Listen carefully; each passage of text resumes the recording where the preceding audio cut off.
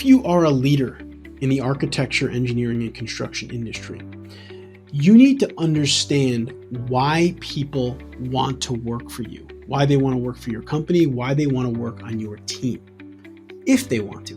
Because if the only reason they want to work for you is to get a paycheck, well then guess what? They're not going to be working for you for too long because someone else is going to come and pay them more. So in this episode, I am going to give you 3 very specific actions that you can take to ensure that when you lead someone or you lead a team of people, they are showing up every day because they want to work with you. They can't wait to get to work. They want to run through a wall for you and with you. And I'm really excited to share these actions.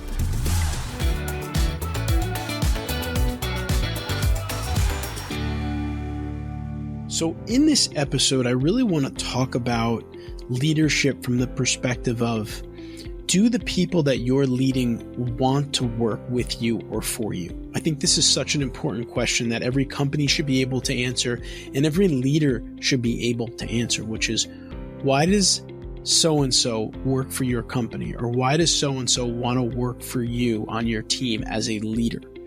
All right, so you can think of it in both perspectives. Maybe you sit at a very high level of a company. You're trying to think through the culture there, or maybe you're just someone who's managing 1 person or 2 people or 3 people, but you want to be that leader that people will say, hey, I can't wait to come to work tomorrow. That's what I want everyone that I'm leading to say and think. I cannot wait to show up to work tomorrow. And quite frankly, if they're saying anything else other than that, then it doesn't bode well, and they're probably only working there temporarily.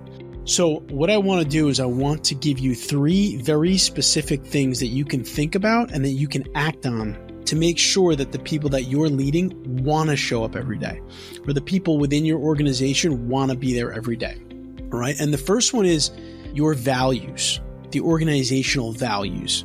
They have to be clear. They have to be meaningful, right? People want to do work that's meaningful. They want to feel like they're coming to work every day, whether they're working from home or coming to an office, and they want to feel like they're doing meaningful work that's making a difference, that's working towards something bigger than themselves.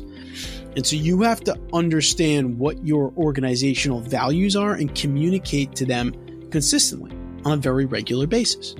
And so what we do at EMI is we have very simple goals: give, guide, grow. Those are our values. And we communicate them in the form of an equation with our team members. In fact, we recently added the equation to our logo. Give plus guide equals grow, right? We're engineers, so we like equations.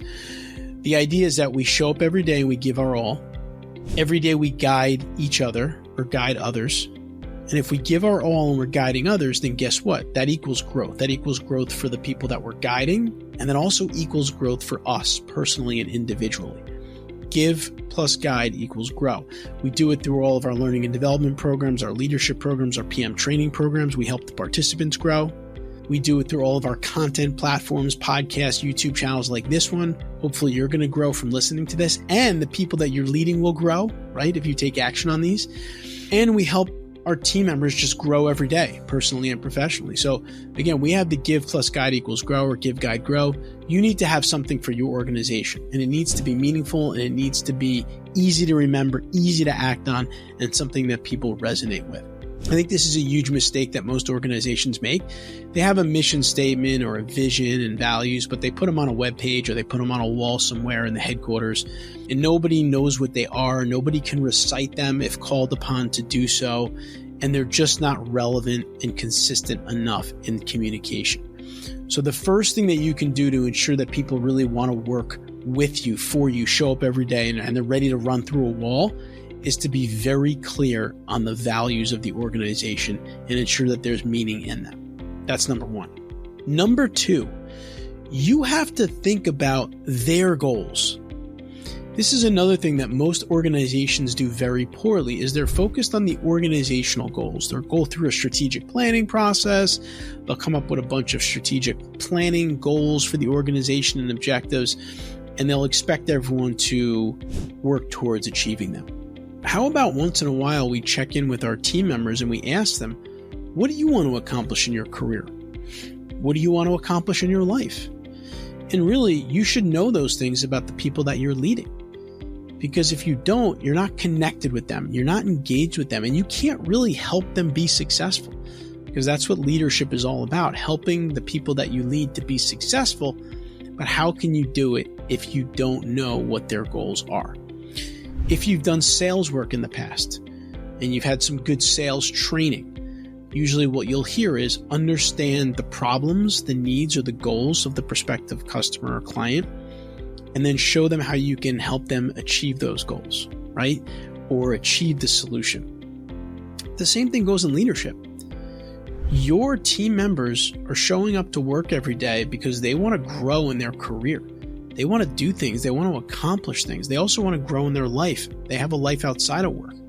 And the more that you can understand their goals, both personally and professionally, the more that you can create that meaningful relationship with them so that they're looking forward to coming to work every day, talking with you, working with you, because they know that you're on their side, you're on their team, and you're constantly trying to lift them up, right? So that's the second one. So we've got the number one, get real clear on your organizational values and share them consistently. Number two, understand the goals of your team members, both personally and professionally. And number three, think about, plan for, and communicate growth, career growth to your team members.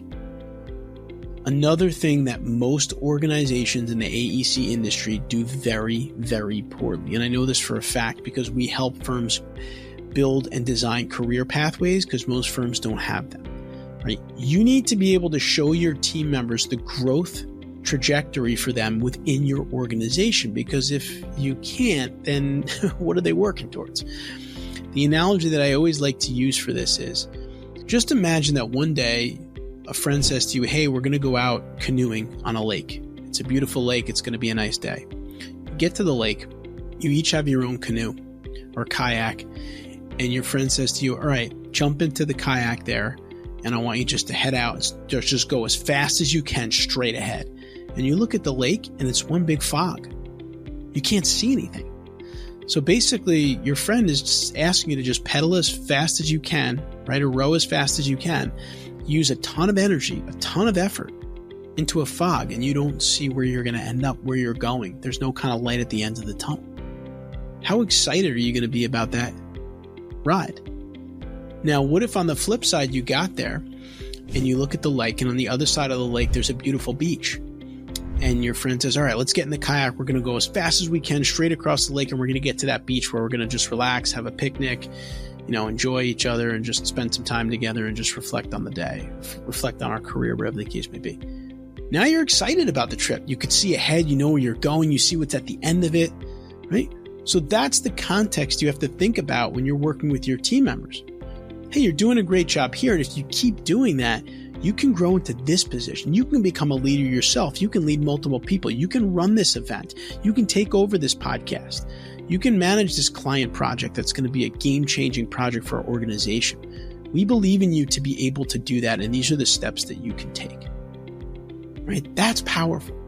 Because if they can't see that, are they really going to row as fast as they can every day and give the energy and effort that you're looking for them to give? I don't know that I would. Would you? So let me just recap these three actions. I do think that as a leader, these are three of the most important things that you can do. And if you do these things and you do them well, your team members are going to be just so excited and anxious to get to work every day, to jump in and start running with you as fast as they can. So number one, get really clear on your organizational values and communicate them regularly. And if you work for a very large company, right? And maybe they do have a mission and vision statement that's very long. It's not that easy to cut through. Create your vision, create a mission, vision, or values for your team. There's nothing wrong with that. And you can kind of align it with the organizations, but have something simple and easy that you can say to people every day. All right. Number two, understand your team members' goals personally and professionally and help them to achieve them in any way you possibly can. And number three, get very clear on how your team members can grow in their careers within your organization and communicate it to them so that they can see it. We like to do 6-month performance discussions with our team members just to get feedback from them and give them feedback and show them that they're on a pathway and we want to help them. So if you can do those 3 things, you will be an awesome leader, and people will want to show up every day and they will run through walls for you because they believe in what they're striving for. There's meaning in it, and they're on a path to somewhere that they're excited to get to. I hope you enjoyed the episode today. I'm really passionate about helping technical professionals become great leaders, and I hope that these 3 actions will help you to do just that. If you enjoyed the video, please subscribe to our channel here. We put out videos like this on a weekly basis to help technical professionals become better managers and leaders. I'll see you next week.